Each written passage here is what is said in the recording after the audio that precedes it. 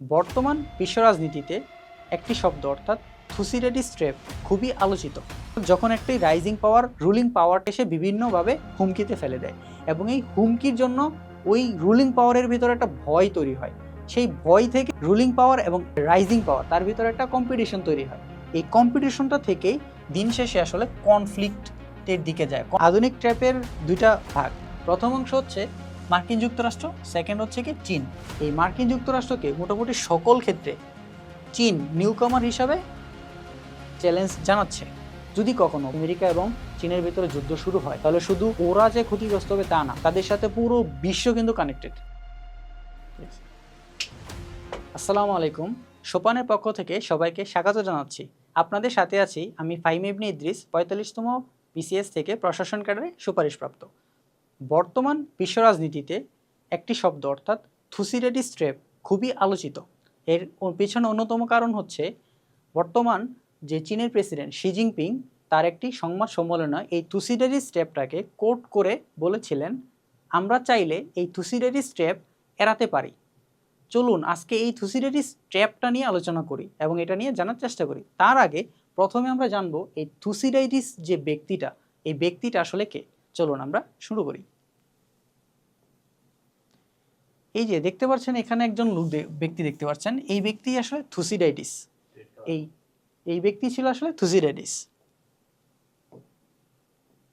এই থুসিডিডিস ছিল একজন প্রাচীন গ্রিক ঐতিহাসিক এবং সামরিক জেনারেল, যিনি খ্রিস্টাব্দ 5ম শতকে ছিলেন এবং ওনাকে আধুনিক যে ইতিহাস চর্চার প্রতিকৃতি হিসেবে বিবেচনা করা হয়। এবং ওনার একটি বিখ্যাত বই আছে, সেই বইটা হচ্ছে the history of Peloponnesian war. এবং উনি কিন্তু অ্যাথেন্স এবং স্পার্টা ভেতরে যে যুদ্ধটা, সেই যুদ্ধের প্রত্যক্ষদর্শী, সেই যুদ্ধ প্রত্যক্ষদর্শী ছিলেন তিনি। এবং সেখান থেকেই ওনার সেই থুসিডিডিস যে ট্র্যাপ সেটা পরিচিত পেয়েছে এবং সেই জন্য তার নামটাও এখানে ব্যবহৃত হয়। চলুন আমরা এই থুসিডিডিস ট্র্যাপটা আসলে কি সেটা নিয়ে জানার চেষ্টা করি। এটা নিয়ে যদি আমরা প্রথমে জানতে চাই, সেটা হচ্ছে থুসিডিডিসের যে কথাটা সেটা আমরা বাংলায় জানার চেষ্টা করি। উনি বলেছিলেন, যখন একটি দ্রুত অর্থাৎ রাইজিং পাওয়ার একটি প্রতিষ্ঠিত অর্থাৎ রুলিং পাওয়ারকে হুমকিতে ফেলে, অর্থাৎ যখন একটি রাইজিং পাওয়ার সে রাইজ করতে থাকে ইকোনমিক্যালি এবং মিলিটারিলি, তখন যে ওই বিশ্ব ব্যবস্থায় যে রুলিং পাওয়ারটা থাকে তাকে সে বিভিন্নভাবে হুমকিতে ফেলে দেয় এবং এই হুমকির জন্য ওই রুলিং পাওয়ারের ভিতরে একটা ভয় তৈরি হয়। সেই ভয় থেকে দুইজনের ভিতরে অর্থাৎ নিউকামার অর্থাৎ যেই রুলিং পাওয়ার এবং যে আসতেছে অর্থাৎ যে রাইজিং পাওয়ার, তার ভিতরে একটা কম্পিটিশন তৈরি হয়। সেটা মিলিটারিভাবে হোক, সেটা অর্থনৈতিকভাবেই হোক। সেই কম্পিটিশন থেকেই আসলে দিন শেষে বা অনেক সময় সেই কম্পিটিশনটা একটা যুদ্ধের রূপ নেয়। এই যে কম্পিটিশনটা, এইটাকেই আসলে থুসিডিডিস ট্র্যাপ হিসাবে বিবেচনা করা হয়। সেই ট্র্যাপটা অনেক সময় যুদ্ধতে রূপ নেয়, আবার অনেক সময় এটাকে এড়ানো যায়। এবং এটা নিয়ে গবেষণা করেছিলেন গ্রাহাম এলিসন। 2012 সালে তিনি প্রথম এই থুসিডিডিস ট্র্যাপটাকে পরিচয় করে দিয়েছিলেন। কিন্তু 2017 সালে তার বই দ্য ডেস্টিন্ড ফর ওয়ার, এই বইয়ে উনি 500 বছরের ইতিহাসকে পর্যালোচনা করে উনি 16টি অর্থাৎ টোটাল 16টি কেস স্টাডি করেছিলেন। ওই 16টি কেস স্টাডিতে উনি দেখিয়েছিলেন যে টোটাল 12টিতে অর্থাৎ 75% ক্ষেত্রে রুলিং পাওয়ার এবং রাইজিং পাওয়ারের ভেতরে যুদ্ধটা হয়েছিল এবং তার 4টি ক্ষেত্রে সেই যুদ্ধটিকে এড়ানো সম্ভব হয়েছিল। এবং যুদ্ধ কিভাবে হয়েছিল এবং কিভাবে এড়ানো সম্ভব হয়েছিল, এই জিনিসটা খুব ছোট একটা জিনিসের উপর নির্ভর করে। ছোট একটা জিনিসের উপর নয়, বরঞ্চ এই যুদ্ধটা হচ্ছে মূল কারণ হলো কাঠামোগত ভয় এবং অনিশ্চয়তা বোধ। অর্থাৎ যে এক্সিস্টিং পাওয়ার আছে তার যে কাঠামোগত ভয়, সে যে নিউ কামার আছে যা রাইজিং পাওয়ারটাকে যে ভয় পায়, সেই কাঠামোগত ভয় এবং তার যেই নিজে যে অনিশ্চয়তায় পড়ে, এইটা থেকেই আসলে যুদ্ধটা তৈরি হয়। এটা কোনো ছোট কোনো ঘটনা থেকে আসলে যুদ্ধটা হয় না, যুদ্ধটা হয় আসলে ভয় থেকে। চলুন এই ভয় থেকে উচ্চারিত ব্যাপারটাকে আরও বিস্তারিতভাবে আমরা জানি। এটাকে থুসিডিডিস ট্র্যাপটা আসলে কীভাবে কাজ করে এটা বোঝার জন্য আমি এখানে 4টা জিনিস লিখেছি। প্রথম হচ্ছে রাইজিং পাওয়ার, অর্থাৎ বিশ্ব রাজনীতিতে বা বিশ্ব ব্যবস্থায় বা হচ্ছে রাজনীতিতে একটা পাওয়ার থাকে যেটা রাইজ করতে থাকে, সেটাকে আমি রাইজিং পাওয়ার বা নিউ কামার বলবো। আর একটা পাওয়ার ওই ব্যবস্থায় অলরেডি এক্সিস্টিং একটা পাওয়ার থাকে, যেটাকে আমি হেজেমন বলতেছি, অর্থাৎ ওই ব্যবস্থায় সে হেজেমনিকে সে প্রতিষ্ঠিত করে রেখেছে। এবং আরেকটা পাওয়ার থাকে যে রাইজিং পাওয়ার। যখন এই রাইজিং পাওয়ারটা রাইজ করতে থাকে, মিলিটারিভাবে হোক বা অর্থনৈতিকভাবে হোক, তখন এই যে হেজেমন থাকে তার ভিতরে একটা ফিয়ার তৈরি হয়, অর্থাৎ একটা ভয় তৈরি হয়। ওই ভয়টা থেকেই আসলে দুজনের ভিতরে একটা স্ট্র্যাটেজিক কম্পিটিশন তৈরি হয়, অর্থাৎ রাইজিং পাওয়ার আর এক্সিস্টিং পাওয়ারের ভিতরে একটা কম্পিটিশন তৈরি হয়। কম্পিটিশনটা মিলিটারি হোক, অর্থনীতি হোক, বা বিভিন্ন ক্ষেত্রে এই কম্পিটিশনটা তৈরি হয়। এই কম্পিটিশনটা থেকেই দিন শেষে আসলে কনফ্লিক্টের দিকে যায়, কনফ্লিক্টের রিস্কের দিকে যায়। যখন এই কম্পিটিশনটা কনফ্লিক্টের দিকে যায়, তখনই এটা আসলে অ্যাকচুয়াল যে ট্র্যাপ, ওই ট্র্যাপটা আসলে সেই কনফ্লিক্টটা। এখন এই কনফ্লিক্টটা আমরা এড়াতে পারবো কিনা সেটা আমরা সামনে জানবো। চলুন এটার আসলে ঐতিহাসিক যে উদাহরণগুলো সেটা নিয়ে একটু জানার চেষ্টা করি। প্রথমে বলেছিলাম যে থুসিডাইডিস এনশিয়েন্ট সময়, তার সময়ে ছিল কে? স্পার্টা এবং এথেন্স, অর্থাৎ দ্য পেলোপনেশিয়ান যে ওয়ারটা ছিল, এই ওয়ারটা আসলে এই ট্র্যাপের উপর ভিত্তি করেই হয়েছিল। যেমন এনশিয়েন্ট যে গ্রিস আছে, এনশিয়েন্ট গ্রিসে আমার রুলিং পাওয়ার ছিল স্পার্টা এবং রাইজিং পাওয়ার ছিল এথেন্স।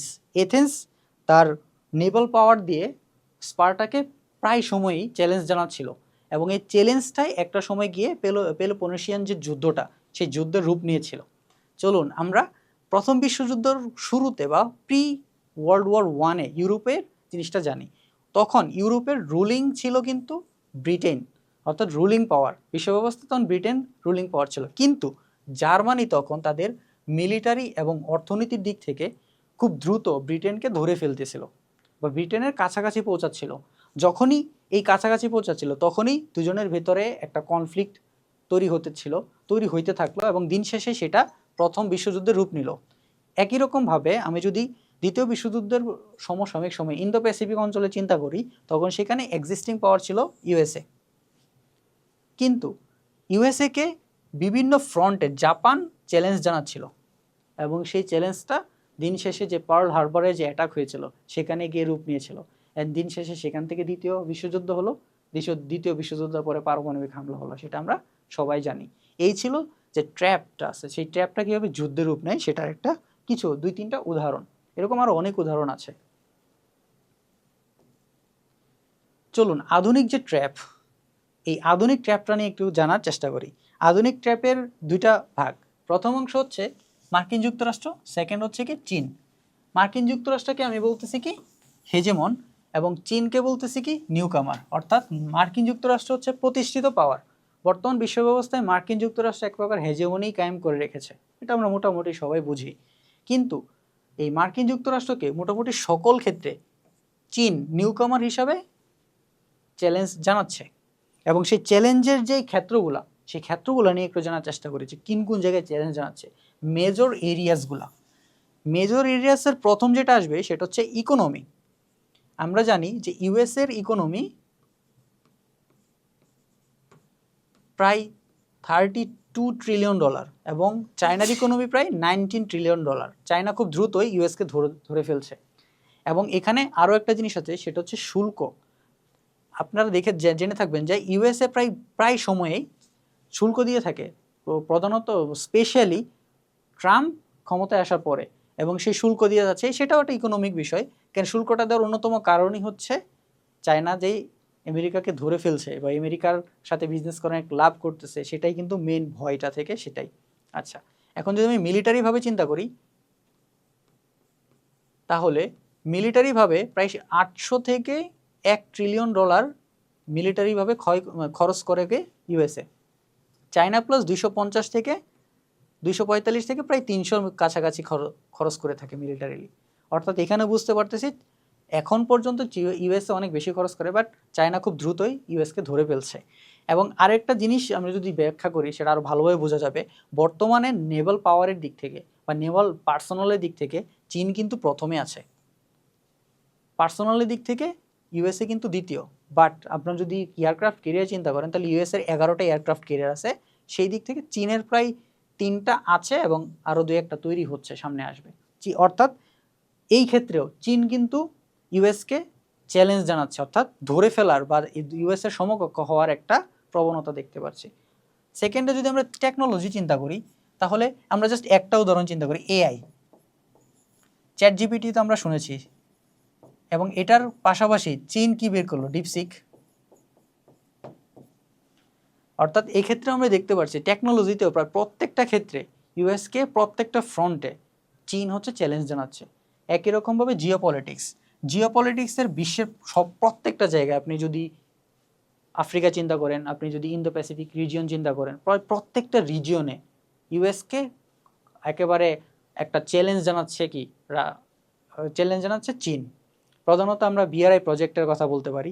বিআরআই প্রজেক্টের মাধ্যমে যে চীনটা, শি জিনপিং যে বিআরআই প্রজেক্ট শুরু করেছিল 12 সালে, তারই পরিপ্রেক্ষিতে পরবর্তীতে কিন্তু আইপিএস অর্থাৎ ইন্দো প্যাসিফিক স্ট্র্যাটেজি এসেছে।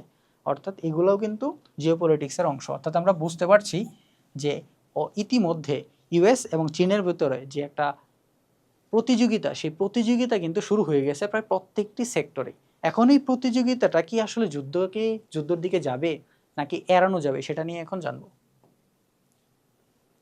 এখানে যুদ্ধ হবে কি হবে না সেটা আমরা দুইটা থিওরি দিয়ে জানার চেষ্টা করব। একটা হচ্ছে জিরো সাম গেম, আর একটা হচ্ছে পজিটিভ সাম গেম। আসে জিরো সাম গেমটা কি? জিরো সাম গেমে একটা ফুটবল ম্যাচ নিয়ে চিন্তা করি। ধরি একটা ফুটবল ম্যাচে একজন জিতলো, সে পাইল +1, যে হারবেও সে পেল -1। তো আমি এই দুটো যদি সাম করি তাহলে আমার কাছে হবে 0। অর্থাৎ কেউ তো ঠিক ততটুকুই গেইন করবে, অপর পক্ষ যতটুকু হারাবে। এটা হচ্ছে জিরো সাম গেমের মূল কথা।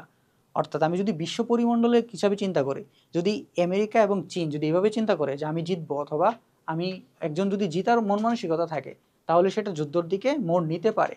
বাট যদি আমি পজিটিভ সাম গেমের দিকে চিন্তা করি, এখন ফুটবল ম্যাচ যদি ড্র হয়, ড্র হলো কি? এটা একটা উইন উইন সিচুয়েশন। আমি হারলামও না, আমি জিতলামও না, অর্থাৎ আমরা দুজনেই জিতলো। অর্থাৎ একটা কি উইন উইন সিচুয়েশন তৈরি হলো, সেটাকে আমি পজিটিভ সাম গেম বলতেছি। যদি এমনটা হয় তাহলেই হচ্ছে যুদ্ধটা এড়ানো কি হবে, সম্ভব হবে। এখন আসি যে অ্যাভার্টিং দ্য ট্র্যাপ, অর্থাৎ যুদ্ধ আমি করতে চাচ্ছি না, এড়াইতে চাচ্ছি। সেখানে আমি দুইটা জিনিস দেখেছি, একটা হচ্ছে কূটনীতি এবং সংলাপ। ইউএসএ এবং চীনের ভিতরে যদি কূটনীতি এবং সংলাপের ভেতর দিয়ে তাদের যে কনফ্লিক্টগুলো আছে, তাদের যে কম্পিটিশনগুলো, সেগুলোকে যদি রিজলভ করতে পারে, তাহলে যুদ্ধ এড়ানো সম্ভব, যুদ্ধ হবে না। এবং আরেকটা জিনিস আছে, রেড লাইনকে সম্মান করা। শি জিনপিং 2012-13 দিকে 3টা রেড লাইন দিয়েছিল তার নিজের দেশের জন্য। প্রথমত হচ্ছে তাইওয়ান, সেকেন্ড অফ অল হচ্ছে সাউথ চায়না সি, থার্ড হচ্ছে তাদের অভ্যন্তরীণ ব্যাপারে যাতে কেউ নাক না গলায়, অর্থাৎ তিব্বতের ব্যাপারে যাতে কেউ নাক না গলায়। এখন এই 3 ক্ষেত্রে যদি আমেরিকা যদি এটা মেনে চলে, অর্থাৎ এই 3 ক্ষেত্রে যদি রেড লাইন চার্জে সেটা যদি ক্রস না করে, তাহলে সেখানে কি চীনও এতটা আগ্রাসী হবে না। আবার বিপরীতে আমেরিকা কিন্তু অলরেডি বিভিন্ন ফ্রন্টে আগ্রাসী ভূমিকাই পালন করে। তাই সেই জন্য দেখতেছি যে যদি চীনের যে রেড লাইনগুলো আছে সেগুলো যদি আমেরিকা মানে সম্মান করে চলে, তাহলে হয়তোবা যুদ্ধটা এড়ানো সম্ভব।